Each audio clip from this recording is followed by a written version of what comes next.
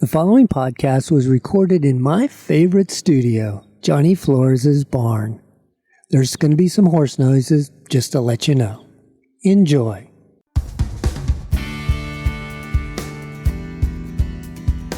Welcome to the Whoa podcast about horses and horsemanship. I'm John Hare, and you found the place where we talk horses. Today, we're in Acton, California, with AQHA professional horseman Johnny Flores. Johnny Flores came up through the AQHA Young Horse Development Program. He's competed in Mustang makeovers, extreme cowboy races, ranch riding, and versatility. Today, he's going to help Renee with her horse Max and give him some tips on horse riding. But first, we're going to find out a little bit more about Johnny Flores. Johnny, welcome to the show. Thank you for having me. How did you get your start in horses? Well, initially, it was my whole family. We kind of dove into horses in the early 2000s. I was still just a little kid. It was definitely really nice growing up around horses as a kid, in kindergarten and then going into elementary school. But I would say that my start actually knowing how to ride and do things properly and learning about horsemanship and getting my eyes open per se, I think was when I was about 11 years old. I did my first Mustang makeover, and that was just it was a real pivotal thing to realize I've been doing so much wrong, and how to actually train a horse to do things rather than ride the one you got. And it's just sent me on a total path, and competing in EXCA as well as a kid. But it's just snowballed from there, really. Tell me a little bit about that first Mustang horse that you had. Well, I was 11, so it was a extreme Mustang makeover. It was in Fort Worth, which in retrospect I think is hilarious, having never trained at that level. I'm like, you know what, let's do the big one. But because I was a youth, I had gotten a little two-year-old, and I named her Mellow Moon. She had a really cool little marking on her forehead that looked like a moon, and she was mellow, hence the name. And she was just an incredible horse. And she wasn't easy. I'm not going to say that she was easy, because she still had her problems. She still dragged me now and again, and she wasn't the easiest horse in the world to work with. But I feel really blessed to have worked with a horse like her that really allowed me to learn and allowed me to make mistakes and allowed me to, reflect on how I'm doing things, and really just my first horse that I'm really training, not one that I just kind of had. And she was incredible. She now lives with a family in Northern California, and they do jumping with her, which I think is hilarious, because when I first haltered her, she she didn't exactly like being haltered, and she did a big jump and buck. And being maybe 14 hands tall at the time, really little horse, she jumped so high. My gosh, the talent and the springs in those hooves, it was incredible. I've never seen a horse since jump that high, except maybe hunter jumpers. But yeah, no, she's awesome, and I'm so grateful to God for getting a horse like that. Was there one pivotal moment or story that kind of epitomizes what she taught you? She taught me how to be aware. This is a hilarious story. Prior to working with that horse, I had another horse. His name was Itzel. He was an old rental horse, super broke, great horse. And he took care of me. So I really had no, horse sense, because you don't. When a horse takes care of you, you're just kind of like, whoop-de-doo, da-da-doo. You don't pay attention. Along for the ride. And yeah, along for the ride. My aunt and my mom and my brother all used to kind of be like, Johnny, wake up. Come on, pay attention to things. And that horse taught me so much, because she had a habit of, specifically when I wasn't paying attention, just taking a little nibble out of the fat in the back of my arm. I learned to pay attention so quickly. But yeah, that's probably one of the biggest things I learned, was how to wake up. Tell us a little bit about the AQHA Young Horse Development Program. You went through that. What is it? Well, it is probably the greatest program in the whole wide world. And, I'm not just saying that. Prior to, and let me just kind of preface my answer real quick. Prior to that, working with Mustangs and working with rescue horses, working with Appaloosas, with great horses, they're wonderful horses, and there's so much that you can learn from them as a horseman. I think every horseman should work with Mustangs and Appaloosas. You will learn patience. But the opportunities that they have is just sadly not what a quarter horse has. So getting into the Young Horse Development Program and being able to finally get my hands on a quarter horse was just pivotal in my career and my trajectory and everything, because at the time we didn't have the money to have gotten a quarter horse. I had to have to sell a kidney to even have a shot. So it was just such a blessing that it was around, and even more so that I got in. But the program, it is a very, very long process trying to apply for it, and you do have to write essays, and you have to get recommendations and all that kind of stuff. It's not an easy application process. However, it's well worth it. You will not regret it. It's a youth program where ranching heritage breeders donate some of their foals to a youth, and it's usually 1 to 2 kids per state in a given year. And usually the program happens in the very end of the year, so you pick up your horse, and then the start of the new year. From January to September, it's a big log, a bunch of assignments that you have to do, and it's all stuff that you would do anyway. It's not, it's like a 4-H record book is kind of how I like to explain it, because you'll have to take logs of feed, of veterinary stuff, take logs of what you do with them, your work, your progress. You have video submissions, you have go to a show. You also have a point where you have to go and take a lesson with a professional horseman, or you can call and see if there's a way to work around that. Maybe you have someone who's big in reining. Like for me, I had Patrick Wickenheiser do it. He's an NRHA judge, wonderful trainer, actually like 15 minutes away from me. And even though he's not a pro horseman, still an incredible resource. And, you know, it fosters mentorship with that. And after the project is done in September, you have the opportunity for scholarships. You have the opportunity to be featured in the journal. It's just so amazing, because after that, it's your horse. It's to keep the horse. Yeah, you get to keep a horse. You get to get this quarter horse and keep it. And it's just, I can't put into words how incredibly just amazing the program is for that. Fact that you get your horse, you know, you have it from then on. You get good horses too. Some people got cutting bred horses. I got a cow horse. Some other people get roping bred horses. You get good horses, and you get mentorship. And you know, I could just talk for hours and hours about it. But if you have a kid, I just so strongly recommend applying. What have you got to lose? You got nothing to lose and everything to gain from it. So it's not just about training the horses. You're learning everything about the horse health, Yep. horse technology. Yep. I'm sure tack gets included in all that stuff as well, too. Yeah, I mean, first and foremost, you get the horse, right? I've pounded that point in, but you get a young horse that you get to train. And it's not that training young horses is easy. It's not. They are still a horse, and they can be challenging. The fact that you get a horse that young, you can do everything with it. So the training experience that you get also, it's like, you know, you get to kind of work out your method. Maybe you've worked at home with Mustangs, Appaloosas, and rescue horses like I had, because that's all at the time that I could get my hands on. But it's like, finally, I got a quarter horse. I can do all these things, and I have all this time before I get to ride, because they give you little foals, little 5, 6, 7, 8-month-year-old foals, the cutest little puffballs in the world. And so you get to really learn the training. That's probably the biggest thing. And second to that is the mentorship. You get connected with professionals, with high-level judges, riders. You basically get in with the whole network. So it's just, it's so invaluable.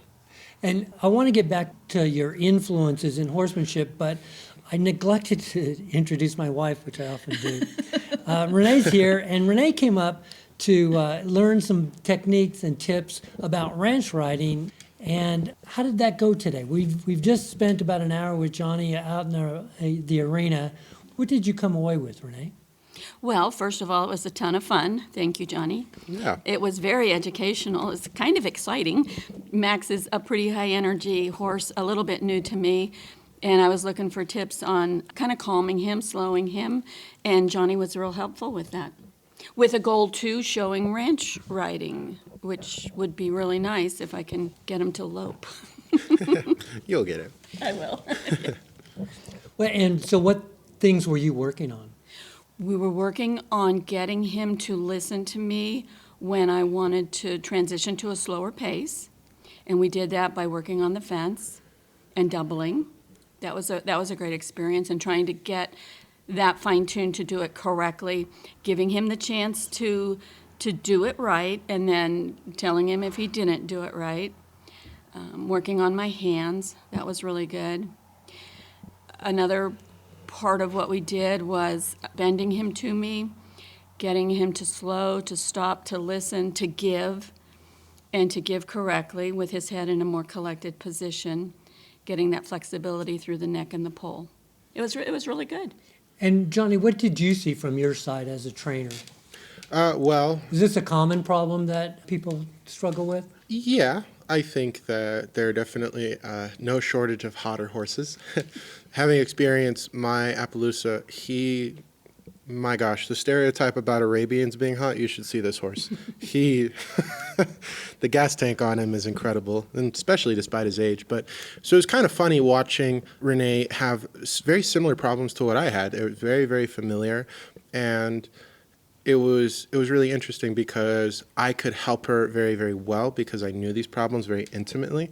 But it's also different because that horse had a roping background, whereas my horse was the epitome of a problem horse that I had to just from ground zero. So certain things that maybe took a little bit of a firmer hand, they weren't working as well for Renee's horse, so we had to switch to simpler ways of kind of doing things. And, changing the tone as you speak is how I like to put it. But no, our horse is really, really good. He's just ready to run. We just need to take that out of him a bit. But he's a good boy. So are you working a lot in ranch riding now? Yeah, that's mainly been my focus as of late is ranch riding and ranch trail. I really like the ranch trail, to be quite honest. The obstacles are always such a blast. And especially taking it a little bit slower, I really enjoy that. And there's a vaquero influence in your horsemanship. How does that play a role in your training methods and the clinics that you offer? The way that I really learned how to train a horse to slide and change leads and spin and do like the higher level of things in my training, I think was very much developed when I dove into the vaquero training, reading old Hackamore books, trial and error with my first few horses, talking to my mom, my brother, different horsemen.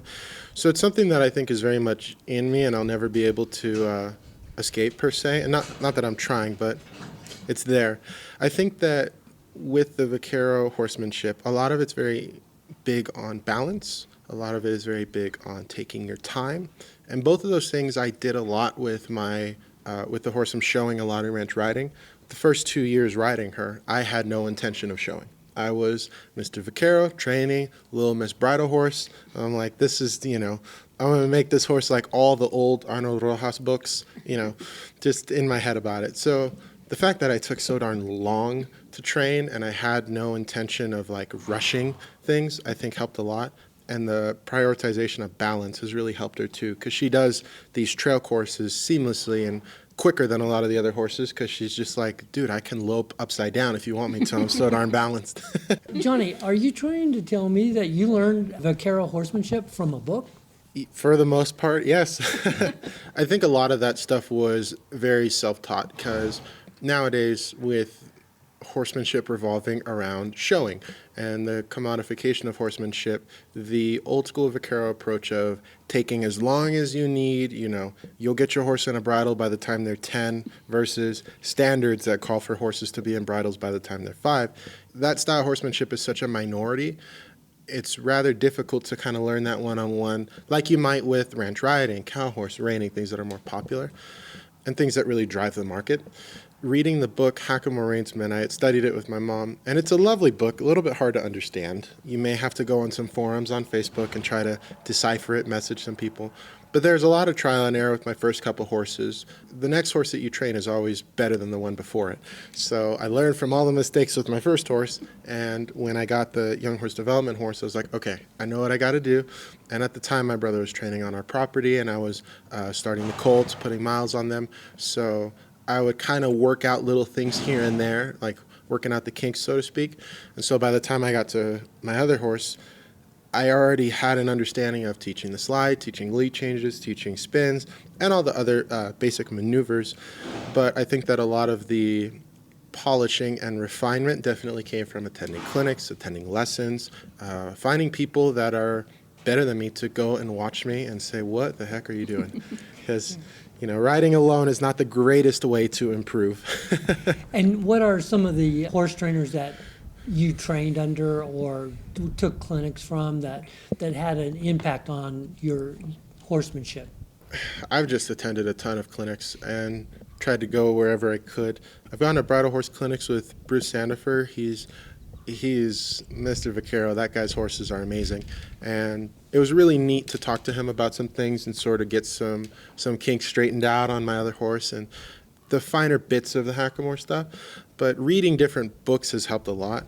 I haven't had all that many coaches, but when I was getting started with cow horse, I had Sunny McCormick. She was helping me a lot in the beginning of that, teaching my horse how to follow a flag, teaching my horse how to accept a snaffle, because at the time, Mr. Vaquero, I wasn't using a snaffle very much on her. But right now, I'm training with Rory Rich in Temecula, and we're trying to sharpen up some things for the VRH World Show coming up. But hopefully I can have more people, look at me and give me some critiques. Where is that World Show going to be? The World Show is in Amarillo in Texas, and it's the beginning of June. So it'll be pretty hot, but it'll be awesome. I'm excited. Is the Garocha part of the Vaquero training program? Yeah, so the Vaquero tradition is a very interesting thing because it's a lot like English, like how English has roots in Latin, and that language is so darn old, right? So you could trace the Vaquero tradition so far back, just like the language we're speaking right now. And you could trace it to the time of Jesus and before the Ottoman Empire, the Moorish conquest of Spain, all these different things. But in Spain, they used the lances and they used the garochas to work cattle. So there was a big influence in the different maneuvers and the maneuverability of a horse to be able to do those things from a military standpoint with lances, swords, and jousts and things like that. And then a stockmanship perspective more, using it to work the wild bulls. In Spain, they work with cattle that want to kill them, not like the American cattle that are like, ah! So it's not a good idea to tether yourself to them like us American cowboys. So they use the sticks kind of more defensively. And if you look up the Doma Vaquera style of riding, it's beautiful. But when they brought it over and the missions in California was, where all the Vaquero stuff had started, there was definitely an influence, but they quickly realized that using a rope would be better. And then the creation of la riata, lariat, lasso, all those different versions of ropes kind of came to be. How do you use the Garocha in your training program? I've seen demonstrations with Doma Vaquera horsemanship, but what is the Garocha used for when you're actually training a horse? Well, I cannot speak for the Doma Vaquera riders. I think that as far as the practical applications, speaking of them would probably give you a more complete answer. But in my personal program, I'm not trying to find bullfighting bulls. Right, I'm trying to work a cow on a fence. It's a little different, but the way that I usually use it is as a tattletale. When you're doing circles, for the longest time, I couldn't see in geometry, and I always make fun of my brother because he used to do reining, so he could just, look at an arena and see circles and follow them, and they were perfect. And I was like, I don't know how you do that. So using a Garocha was a very good focal point, and I'll do it with my greener horses just to kind of say, hey, do your circles still suck, or are they getting better? But it's also just a wonderful demonstration tool to use, and I think it changes things up, I think that we get caught up in a rhythm with our horses, and how would you like to eat pasta every night for dinner? Right. You eventually want to have a grilled cheese or something, my gosh. So I think it changes up the pace for them. And if nothing else, it looks pretty darn cool. It does. It looks very, very cool. Thank you. You give clinics here at your ranch. Yep. And what is the focus of those? What can someone expect when they come to a Johnny Flores clinic? Well, I think that there are a lot of Vaquero undertones to the things that I teach. Like I said, that's not something that I'm going to be able to leave because it's something that is so ingrained in me and how I understand horsemanship. So I think that you may get some old school perspectives, but good horsemanship's good horsemanship, right? And I think specifically with ranch horse, because ranch horse, it's not as specific, I think, as something like reining or cutting, that I think that anyone can come to one of my clinics and walk out of there knowing how to compete a ranch horse or just knowing how to help their horse to lope better, like Renee. I try to meet my clinic participants where they're at, but if it's up to me, I would love to do more ranch horse clinics, more Vaquero clinics. That's my personal interest, at least. And are you looking forward to traveling to do clinics as well? Yes, I am. I am both very excited and slightly terrified, as as these things tend to be. Those are both two good signs, right? For sure. If If I'm not stressed, I'm not excited enough. That's right. But no, there's an amazing ranch horse clinic that I'll be doing in Missouri in May, and then I have another clinic here in my property, and I'm just super excited to get those going. And I have a Vaquero clinic, Vaquero Horsemanship, in New York in June, right after the VRH World Show. So, I'm just eagerly waiting for those to come around. Very exciting. Can't get here quick enough. Yeah, the days are taking too darn long. I like to ask this of all the trainers that I interview for the show. In your experience, is there one thing that you see the recreational horsemen continue to struggle with, or a mistake that they make that could easily be fixed if they had a different approach to their horse? Yes, totally. I I joke around that I was a terrible student, which is why I think I'm a good teacher, because I have every trick in the book. But one thing that I think rather recently, only a couple of years ago, that I finally really understood, I didn't know how good of a horse trainer I was. And I don't mean that in an arrogant way, but I didn't know how much I knew until I finally just embraced the boring. Horsemanship is so darn boring for a lot of days, and it's slow, and got to listen to some music to get by. But once you realize how valuable the slow stuff, the walking, the boring stuff, frankly, is, you'll learn to embrace the boring so you could engage in the cool every now and again. I think when Renee and I went to Las Vegas to watch Andrea Frappani and Nick Dowers, I think that was a little bit of Nick's philosophy, is coming down and meeting the horse where he's at, because he's got a lot slower clock than most of us have. Yeah, no, I totally agree. And with the Vaquero horsemanship and getting more involved in the show world, learning the more cowpuncher standards. And for the listeners who may not know, cowpuncher is basically cowboys Texas, then east of that. They ride the snaffle bits and their curb bits, split reins. That's the traditional cowboy you see nowadays. There are all these different styles, and I think that the Vaquero style, it's got its pluses and minuses, but for sure, taking time, disregarding the show world and just taking the time you need to work on that horse. Even if it takes forever, you'll slow is fast in the end, isn't it? Right. And one other thing I was fascinated about when I was doing research for the podcast, you've ridden in the finals of the Mustang Makeover, Extreme Cowboy Racing, Ranch Horse competitions.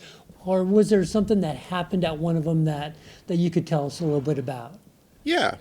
With the Mustang Makeover, unfortunately, I didn't ride because I was still a youth. So it was on the ground, even though that horse was probably broke enough for me to hop on anyway. Coolest little horse in the world. But, probably one of the cooler things that's happened more recently, I would say, was the West Coast Ranch Horse Rendezvous. It's a big show in Temecula, California, a big ranch horse show. It's like 4 days, and it's just the coolest show. West Coast Ranch Horse does such a beautiful job. The facility's amazing. The people are wonderful. If you guys have time this coming year in October, go head down and hang out. It's just awesome.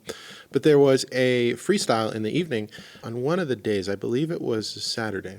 And the freestyle was an open freestyle, and, you can do kind of whatever you want, but, hit these certain maneuvers. And I went and I took my horse and I was like, I want to do this. So I pestered Sean and Jenny, they're the ones that run it, and they said I could do it. And we did the theme of the Magnificent Seven, because, who doesn't know that movie? Right. Such an awesome movie. And I dressed in all black, trying to pretend I was Yul Brynner. I didn't shave my head. My commitment didn't go that far. It was funny because there were a lot of little theatrics. Like I had a gun and I was shooting towards the window, and then at one point I had a flask and I pretended to get drunk during my spins. It was just a total blast. And then we even had a mannequin, which was basically some of my old clothes stitched together to look like a person, filled with more old clothes that doesn't even fit me.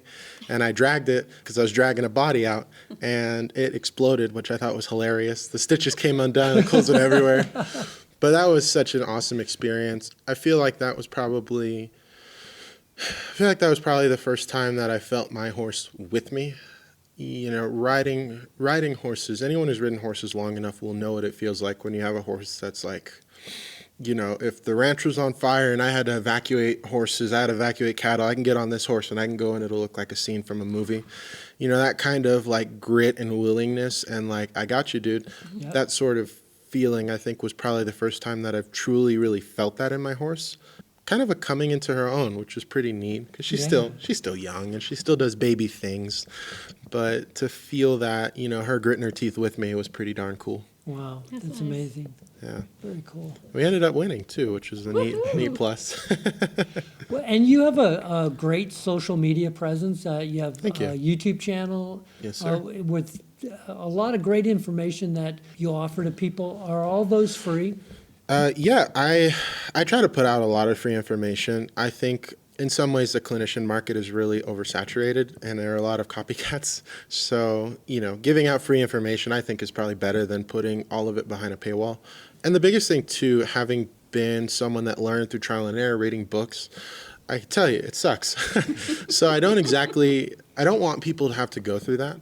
So while I may not have as many videos towards maybe ranch horse, I try to put out a lot with regards to hackamore training and just good horsemanship. And I try to put, the complete picture. Because when I was learning and I'd watch videos, all the RFD TV guys, all the other top names, all the Road to the Horse competitors, they all have clinic websites and things like that. It always felt like they give you, 3/4 of the information and the rest is behind a paywall. And I'm like, well, darn it, I want that little bit because this 3/4 isn't working. So I try to put out as much free information as I can to help the people that are pulling themselves up by the bootstraps. I think it's a really smart strategy because when you do that, you bring up all the people, like you say, that may not be able to afford access to all the information behind a paywall. And as they get better, then chances are they start to seek you out for more hands-on opportunities. And is for somebody to get that information, go use it on their horse, and get good results. Gosh, that's the best feeling in the world. Yeah. For sure. For somebody who's not a professional to see improvement, to see a change that you've created yourself from something that you've learned from somebody like you. Yeah, I'm doing a lot right now. Showing, I have a few lessons, I have some clinics, I film videos, all this and that. But my love is really clinics. If God said, Johnny, what do you want to do? I'd say nothing else, just let me do some clinics. I like that the most, and I feel like giving out that free information is almost like a demo, so to speak, of what I do without, having people on the hook for paying for a clinic or things like that, to where, as a young horse trainer, I think that's probably the most efficient way to get out there, honestly. Yeah, the internet's amazing in that way. And so what is your YouTube channel? My YouTube channel, Johnny Flores Horses, that's the same name for my Facebook, for my TikTok, for my Instagram. Generally, my Facebook, I would say, probably has the most in the way of articles. It also has a lot of my videos, but my YouTube, with the amount of videos that I have on there, I don't have a humongous YouTube, but the videos that you find on there, I like to think that they're about as much information as I can condense in there. Right. That's great. And is there anything else you want to add? Well, I'm thinking of, and I'm trying to work towards it, eventually publishing an ebook on hackamore principles. Again, tying into the point about, figuring it out yourself kind of sucks. There have been a lot of things that you pick up from reading books, but then also having someone watch you being like, what are you doing? And then going to see someone else and be like, I can't believe they told you that. So I think that I have a good view of what, like if I had to tell you, Renee, right now, and you said, I want to work with a hackamore, and I were to say, okay, here's what you need to do so that you, for lack of a better phrase, don't screw it up. And keep your horse light, keep him happy. So I'll be publishing that soon, so keep an eye out for that, guys. Yeah, that'd be great. Thank you. Well, Johnny, this has been a lot of fun. I understand that you have some clinics coming up in May. Yes, like I said earlier, the one in Missouri, but I also have one here at my property in Acton, California, May 25th and May 26th. They are currently full, and there's a waiting list. But, there's tons of room for auditors. I love to have people come and audit. Your guys' questions might be a rider's question that helps them too. So come on down. Yeah, and that might be a great way just to get to know you. I find auditing a clinic is a great way to see if that trainer's personality fits with the way I learn. Because face it, we all learn a little bit differently, right? Yeah. Just like the horse. So it's a little bit lower cost and you get to get the feel for the trainer. Preview. Yeah, I like think a trial. Yeah, exactly. Like a first date.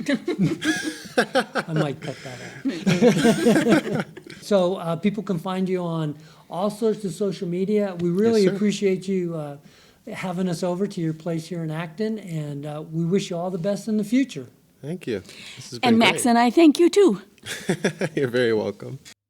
Renee, that was quite a bit of fun traveling to Acton, California, and getting a lesson with Johnny Flores. He's a very impressive young horseman. It was a lot of fun, and he really is. He's just a great young man. And so the listeners know, it's good to be back here for a special episode of the WOW been a while. podcast. Yeah, it has been. After nearly 20 years, Renee lost her horse, Dusty, last Christmas, and she got a new horse. His name's Max. He's 13 years old. And with any new partner, it takes a little time getting used to. So one of the things we wanted to accomplish with this trip was to give her an opportunity to get a one-on-one lesson with a really good trainer to see if Renee and Max could build a stronger bond. How did you think that went, Renee? Well, I thought it went pretty well. Johnny's a great teacher.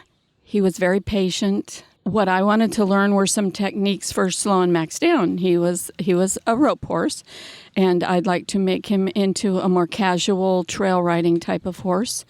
I was looking for ways to slow him down on the trail without having to crank on a bit all the time. Johnny was great with that. He had experience with a horse like that. He was very helpful. He gave me a couple of techniques to try out. We've been using them out on the trail and think that they're working out pretty well. And how did you find Johnny Flores as a trainer? He was really great. He's very patient. Even the fourth time he corrected you, he stayed very calm and pleasant about it. He explained things really well. It was fun being able to try something, have him there watching and give you feedback right at the time. That was very helpful. Did you think Max improved during the lesson? I think he did. Now, I don't know if it was being tied to the trailer for a couple of hours, but he did seem to calm down, work a little bit better in the arena, and even doing some of the things that Johnny had me trying with him kind of slowed his mind down, and that's what I was looking for. I think that anytime you can go to a trainer and get some useful tools that you can put into practice right away, that's a valuable trip. It was very valuable, and we have used some of those techniques out on the trail already, and they're very helpful. And Johnny's mom, Raquel, is pretty cool, too. That'll do it for this episode. Thanks to Johnny Flores Horses for inviting us to Acton, California.